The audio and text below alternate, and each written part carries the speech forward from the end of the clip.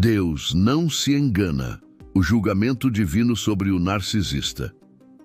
C.S. Lewis. Você já se perguntou por que algumas pessoas parecem viver numa realidade paralela, onde elas são sempre as vítimas, sempre as especiais, sempre as incompreendidas? Por que há indivíduos que conseguem distorcer cada situação para se tornarem o centro das atenções, mesmo quando causaram o problema? A resposta pode estar numa verdade espiritual profunda que C.S. Lewis desvendou com precisão cirúrgica.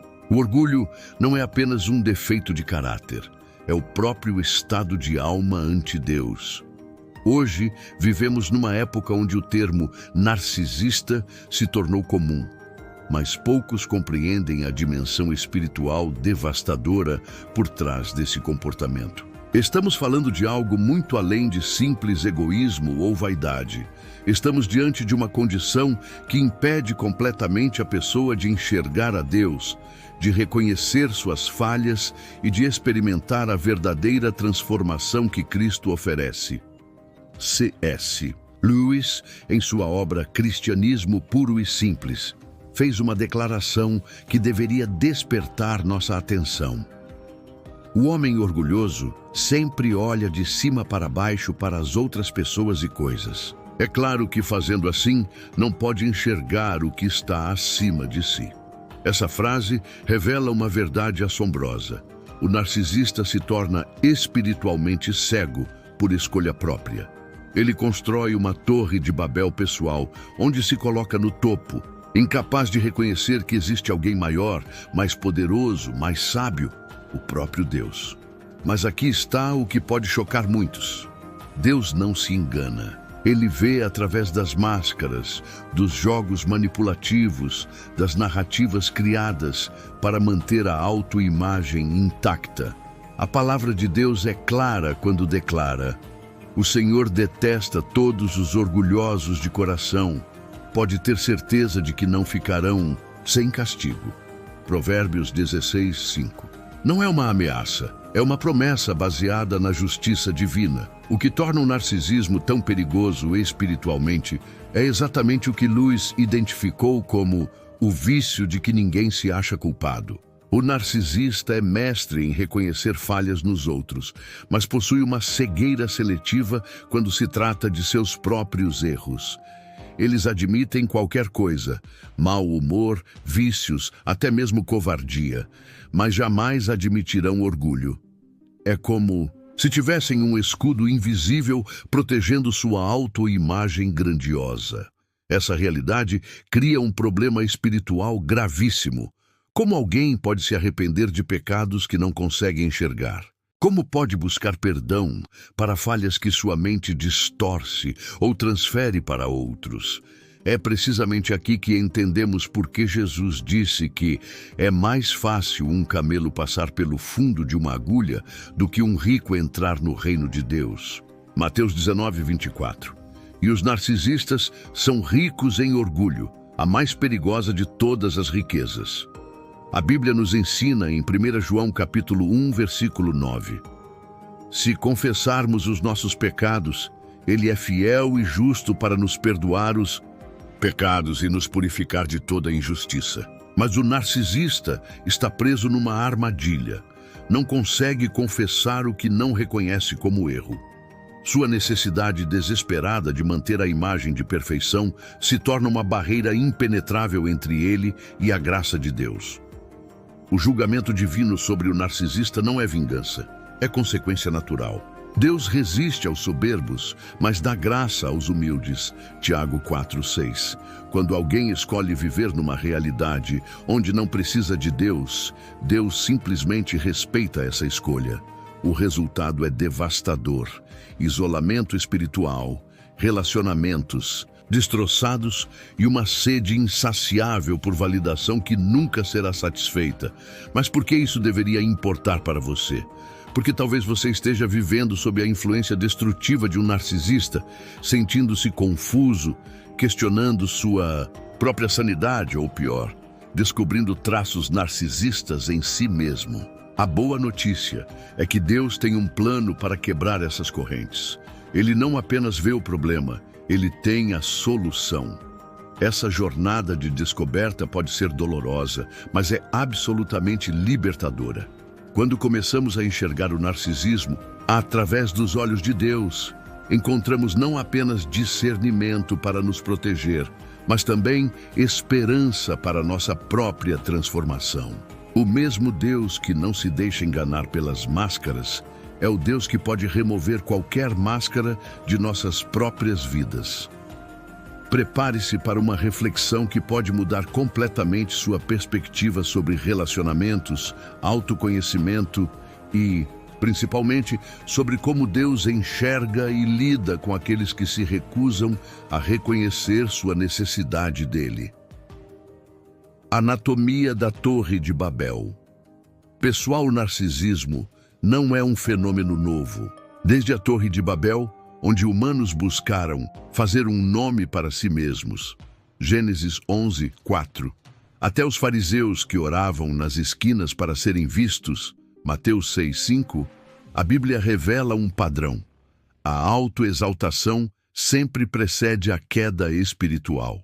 C.S. Lewis observou que o orgulho é o câncer espiritual que devora a própria possibilidade do amor. Hoje, essa dinâmica se manifesta de formas sofisticadas, mas igualmente destrutivas. Na vida cotidiana, o narcisista opera como um arquiteto de realidades paralelas. Estudos comportamentais mostram que eles dominam a arte de falar 33% mais que os outros em interações sociais, muitas vezes sobre temas sexuais ou conquistas pessoais.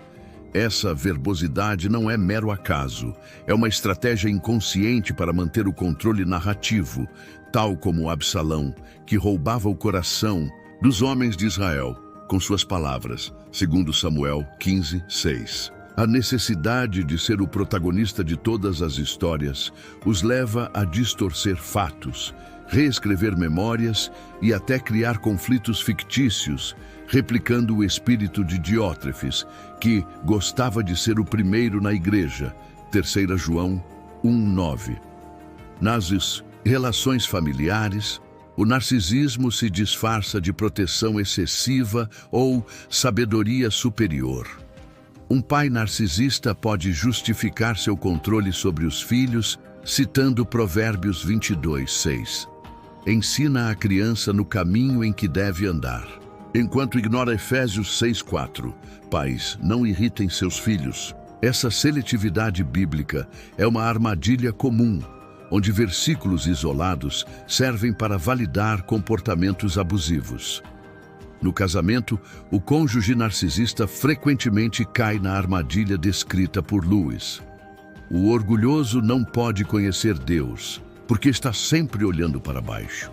Ele exige submissão citando Efésios 5:22. Mulheres, sujeitem-se a seus maridos, mas ignora o versículo seguinte que ordena aos homens: amem suas mulheres como Cristo amou a igreja. Essa distorção seletiva das Escrituras cria um ciclo de dominação emocional, onde o parceiro se torna simultaneamente ídolo e vítima do narcisista. A solução espiritual, arrependimento e humildade. Solução divina para o narcisismo, não. Começa com técnicas de autoajuda, mas com um terremoto espiritual chamado arrependimento radical. C.S. Lewis descreveu este processo como movimento em marcha a ré em velocidade máxima, uma rendição total das armas da autojustificação. Na parábola do filho pródigo, vemos o modelo: reconhecer a própria falência espiritual, caindo em si, confessar a rebeldia, pequei contra o céu, e voltar-se para o Pai. Lucas 15, 17 e 20. Este é o antídoto para a distorção narcísica da realidade. A primeira carta de João oferece a fórmula precisa. Se confessarmos os nossos pecados, Ele é fiel e justo para nos perdoar os pecados e nos purificar de toda injustiça. Primeira, João 1:9. O verbo grego homologeo, confessar, significa dizer o mesmo que, alinhar nossa percepção com a verdade de Deus sobre nosso pecado. Para o narcisista, isso exige romper o pacto com a mentira de sua autoimagem grandiosa, um processo que Lewis comparou à morte. Arrependimento significa desaprender toda a autoestima e obstinação que treinamos em nós mesmos por milênios. A humildade cristã não é autodepreciação, mas reconhecimento alegre da dependência radical de Deus. Tiago 4:6 declara o princípio que destrona o narcisismo. Deus se opõe aos orgulhosos, mas concede graça aos humildes. C.S. Lewis esclareceu: a verdadeira humildade não é pensar menos de si mesmo, mas pensar menos em si mesmo. É o modelo de João Batista diminuindo para que Cristo cresça, João 3:30. Ou de Paulo considerando suas conquistas como lixo para ganhar Cristo, Filipenses 3:8. Esta humildade se cultiva através da oração do Salmo 139.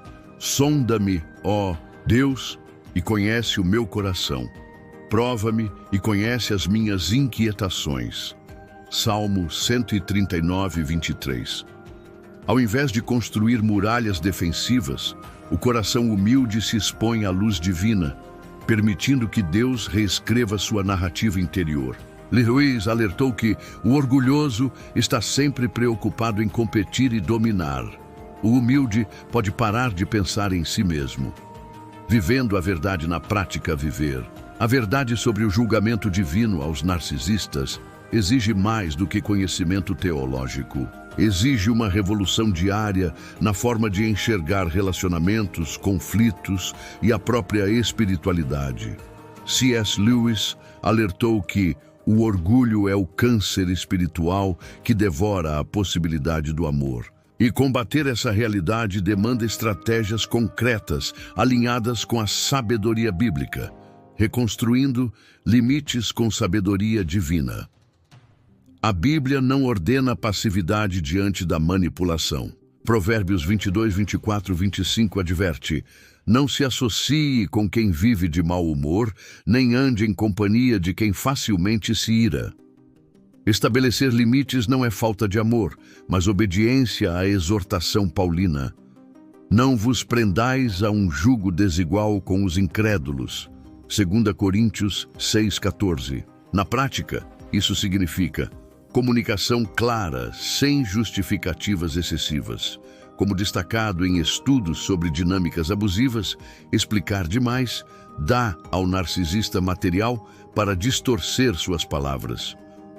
Não posso aceitar isso, firme, seguido de silêncio, quebra o ciclo de debates intermináveis, consequências imediatas para violações. Se um narcisista invadir seu espaço emocional com críticas, encerre a conversa fisicamente, saia do ambiente, desligue a chamada. Essa ação, baseada no princípio de Gálatas 6:7, não se deixem enganar, de Deus não se zomba, ensina que comportamentos têm custos reais. A armadilha da espiritualização do abuso.